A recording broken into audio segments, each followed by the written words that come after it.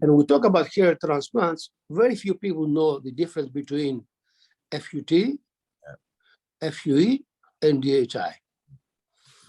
That was my challenge when I was trying to see the difference between all, and it was so confusing because I was like Googling stuff, I was looking at videos, and I was getting mixed information from everywhere. So can you clarify that for people who are maybe on the fence between FUE, FUT, and DHI? Before we go to FUT, FUE, DHI, I must tell you that when we first started DHI, or when Dr. Anger and all the American doctors started the hair transplantation 60 years ago, the first method was grafts, what they call punch grafts. And what they did then was actually FUE. Punch graft, the only difference with punch graft and FUE is that the punch graft was 3.5 to 4 millimeter diameter. Okay. Big grafts, huge grafts. So they were taking big grafts from the donor area and placed them in the recipient, but 3.5 to 4 millimeters diameter. Then the industry moved to the strip, removing piece of scalp, as you know, and then stitch together and then divide into grafts. And then they moved to FUE, and now we're at direct hair implantation. So that's briefly the history of hair, of medical hair restoration.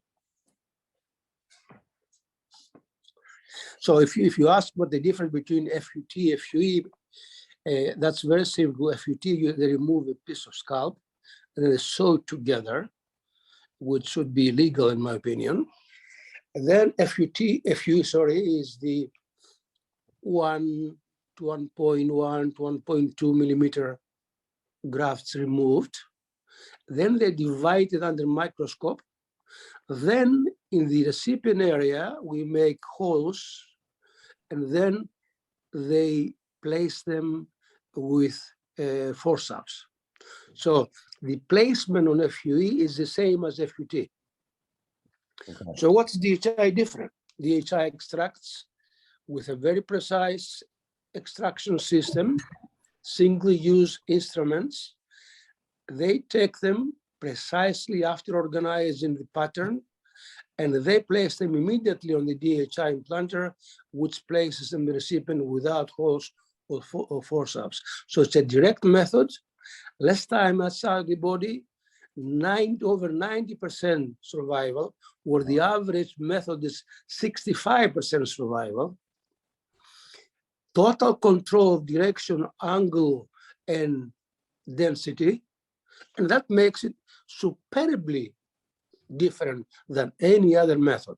That is why around the world now they copy DHI. They say we're DHI. If you look around, they all use the name DHI. Even in America, they use the name DHI. It's interesting because when I was approached by a company in Turkey, that's what they told me. They told me they do the DHI method, which, I mean, when you don't know, you don't know. So you take it for what they say. And I mean, it's interesting because if, you know, when you start Googling and you start doing research, you don't know what is the difference and what is a real DHI method versus someone who claims it to be. So that could be very confusing. And we have a new